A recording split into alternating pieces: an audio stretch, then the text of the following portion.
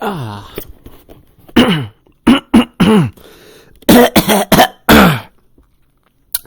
Rona. So Neos is a virtual reality chatting sort of thing, and it's painfully obvious when, for one, my hands aren't even here. My hand is probably like, let me gesture with this one. My hand is probably like right here. And so it's a bit weird when I rotate my hand and this hand looks like it's just circling around something. So that's one thing. I don't think you can actually... I could fix that with avatars, but just in general, a hand should be mapped to where your hand is on the actual controller. I don't know what kind of controllers this thing thinks it is at all. But I'm supposed to have another world. I'm not logged in. Whatever. I'll just grab... fuck, whatever. I've got my own avatar, but... no, I don't. It's just this, but recolored, and a few tweaks made to the tail. But if I grab this, grab a mirror as well. No.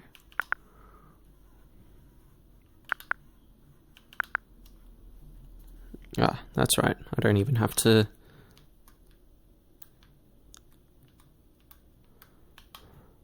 make that bigger. So, when you're in an avatar, it's painfully obvious that the tracking is just terrible when it's not in your line of sight. It's just terrible.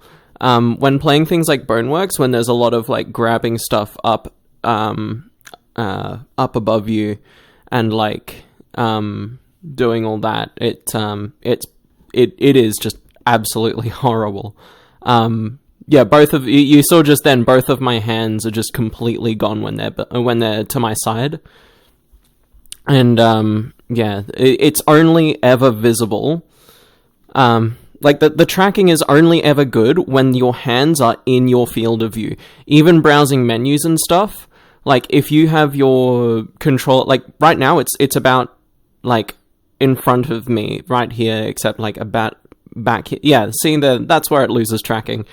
So if you like to browse menus without having your hands like this, you're not going to have a nice time with the Reverb G2. In fact, right there, that gesture just fucked up. You're not going to have a nice time with the Reverb G2 at all. It has to be in your field of view to work.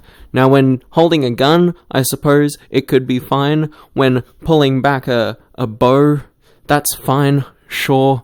But if you want to do anything with your hands that are not directly in your line of sight, and I don't mean just in the camera's line of sight, because the camera's line of sight doesn't even...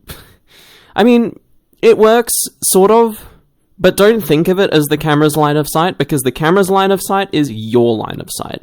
If it is not in your field of view, then the headset can't see it, because it doesn't have any cameras on the bottom, and it doesn't have any cameras on the top. Even just gesturing to the cameras on the bottom makes the hand go all fucky.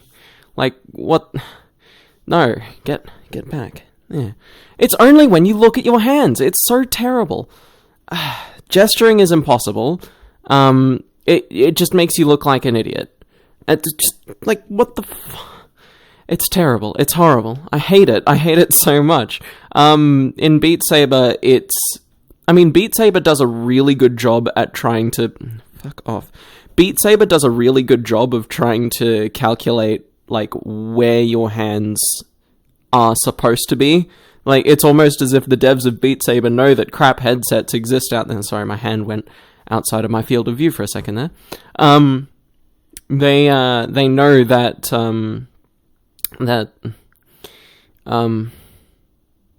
ignore that.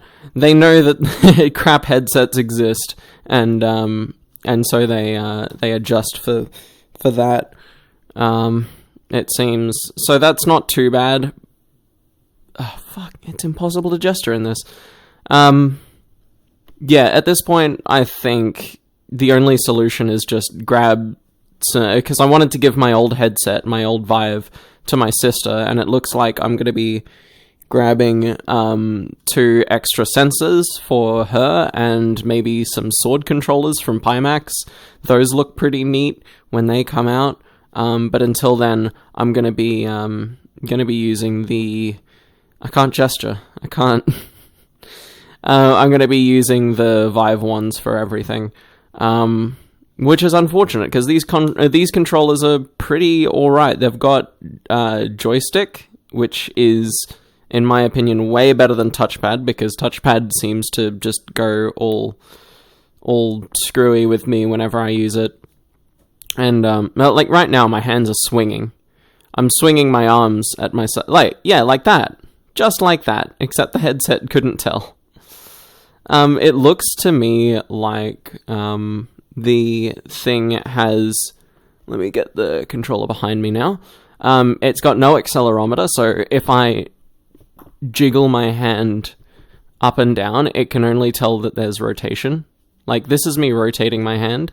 This is my hand going up and down. Like, a lot. Really forcefully. It looks like it might actually have some sort of sense of... Unless that's just the rotation. Yeah, it looks like... I don't actually know. If they have accelerometers, then why don't they just, like... You know... Ugh, whatever. This thing's terrible. I don't like it at all. I love the headset. The headset's fantastic. Like, the head tracking is okay. There's a tiny bit of latency, it seems, from when I make a movement to when it registers. Like, forwards and backwards. Like, the world feels like it's... If I move fast enough, it feels like it could be dragging the world with it a little bit, and that's a little bit disorienting, but the clarity is brilliant. I don't see any screen door effect. Right now, all I see are, like, pixels everywhere because I'm running this at, like, less than a quarter resolution. And yeah. The unfortunate thing is, I got this headset specifically with things like Neos in mind, because Neos has all sorts of menus and stuff like this that are just ridiculously long. And this is, like, super massive because I was using it with a Vive. And being able to use menus like this and being able to actually read like it was a phone screen would be very, very helpful. And discovering that the tracking for Neos is just painfully... No, there we go. Seeing that... Yeah. No, it's just terrible. I don't like it at all. For flight sims and stuff, where you've actually got a throttle and stick in front of you... For flight sims, when you've actually got a throttle and stick in front of you, then that's fine. But for literally anything else, no. Just no. It seems that they have a refresh rate as well. This isn't even... I don't know. It looks as if the controllers themselves have a refresh rate. The little lights on them blink, and when you move them around in real life, you can see that the blinking lights change from... from, like, you know, on and off and whatnot. They're definitely not 140 foot... They're not even 90 hertz, and that's what hurts the most, because... hurts. Because this headset runs at 90 hertz max, and the fact that you can't... I'm gonna hold my hands out here so that I don't look like a retard, except this is probably making me look more stupid. Hold on, let me do this. Okay. Now that... Whatever the fuck. Where was I? The headset's refresh rate is 90 hertz. When I move the controllers in real life, I can tell immediately that the little lights, the tracking lights, are blinking at way less than 90 times a second. So I don't know how that's going to work. I'm currently running at maybe... Let's actually see. 45 FPS, so not the best. It doesn't actually look bad. It looks like they've got something where the when your computer's outputting a low frame rate, it just sort of shifts the picture around, which was something that I noticed when it's in Windows Mixed Reality Home and rendering at 4K on my GTX 1060. The image sort of moves around so that you don't get like motion sick or anything. But it is pretty weird having like flashing images in front of you of what's happening. Anyway, I think my rant might be done. I'm definitely not talking about anything very helpful, but yeah, it's a bad controllers, very, very bad controllers, bad controller tracking. I've had better experiences with the Quest 2. The Quest 2 is fantastic. Oh, that's another thing that I should mention, is when you're setting up the play space, like whenever you turn on the headset, it doesn't remember what play space it's in. So it starts off having absolutely zero tracking, just gyro. Just gyro, which is not terrible. The floor follows you wherever you move your head, which is a little bit disorienting, but I used the Oculus Rift Dev Kit 1, and that was even worse. Ignore... Oh, that's in front. Never mind. Setting up your play space is horrible. When you go into the thing, you have the option to draw a play space. And I thought that would be like Oculus's software, where I can't gesture with these.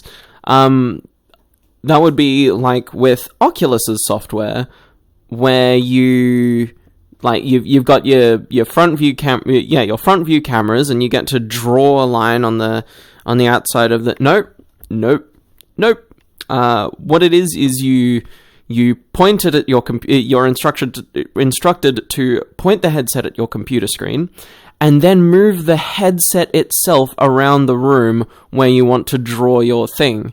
And that always ends up pointy and everything. It's just terrible. I don't know why it ends up... Don't scratch your face with this headset. It makes you look like a nong.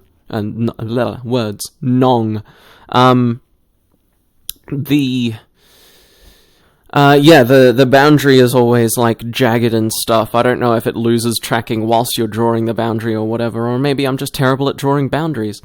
But it's bad. And then when you want to do standing room only, like where, it's a fixed position, no boundaries or anything, just remember what your room is like.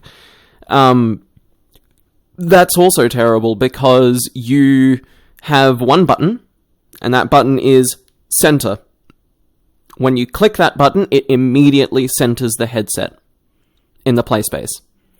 So you'd better have a really long mouse. You're not allowed to move the headset to wherever it's supposed to be. It's just no. In Steam VR, setting up the Vive play space is a better experience than this. And setting up the Vive play space was something that I was looking forward to getting rid of, because it's really annoying when you like bump one of your base stations or whatever. I haven't had to do it in a while because my base stations are now mounted to the walls finally, that I have since I've finally got a place to live. Setting up a play space is terrible. Get a long mouse so that you can take the headset to the middle of the room and then click center. I actually haven't... you know what I could... I don't know if it will work by putting it on a chair, because it wouldn't be able to see... I don't know. I'd have to experiment. It's horrible so far. One really good positive is the lenses are pretty freaking decent. Better than the Oculus Rift, not as good as the Rift S. And not as... I want to say not as good as the Vive, but the clarity is pretty impressive. But there is a tiny, tiny bit of warping when you move your head around. Like everything sort of stretches and contracts and whatnot, and it's a little bit disorienting. The speakers on the sides, I understand why everyone... Oh, for fuck's sake. The speakers on the sides, I understand why everyone was freaking out about the index speakers, because these are the index speakers. They are incredible. They are absolutely amazing. Balls to the wall, just fucking beautiful. They're completely open. They don't touch your ears or anything, so it's super comfortable. It's like, you don't have any headphones in, but they still deliver sound to you. They deliver sound in such amazing quality. It's incredible. The bass is incredible. The treble is incredible. The mids are incredible. It's better than my headphones. It's and all that whilst being completely open, so you can hear what's... I want to say you can hear what's around you, but you can't hear little noises. Like, if you're playing something like Half-Life Alyx, where there's, like, plenty of background noise to keep you entertained, you are fully immersed. It sort of blocks off everything that's happening outside, and you would be able to hear if someone was, like, knocking on your door or something, which is just fantastic to me, because the Vive came with little in-ear headphones, which were great. They're the best in-ear headphones I've ever used. They didn't fit any of my friends. None of my friends could have the in-ear headphones in and keep them in. They always fell out or something. Oh, please. Thank you. Are you serious? Jesus. Being able to just put this on and not have to worry about... taking the Vive off and then putting it back on again was always a nightmare, because you would have to be careful of the headphones that have only a really short attachment thing. What else? Yeah, I don't know. Buy this headset if you're able to have outside-in controllers, because that's probably the only way to go, is outside-in tracking. I'm really, really disappointed with Inside Out. I'm really disappointed with Windows Mixed Reality, and I'm really disappointed with the driver support. God damn, the driver support. It took so much effort to set this thing up. And for what? Like, I spent $1,000 on this headset, and this is what I look like. No. So much no. For $1,000, I expected better than these controllers. But hey, I guess I'll just spend another 1.5k on another controller, and what the fuck are they doing? What am I... My hands were down here. Down here. They were down here, and they're just going all over the place. Yeah, no, it's not the best. I look forward to trying Elite Dangerous in this, because I'm pretty sure my computer might actually be able to handle 4K Elite Dangerous, since Elite Dangerous is just your cockpit and a skybox. And maybe a star and a planet. And that's it. So it shouldn't have much trouble rendering that. Thank you for listening to my TED Talk. I'm just going to walk over to my computer now and press stop.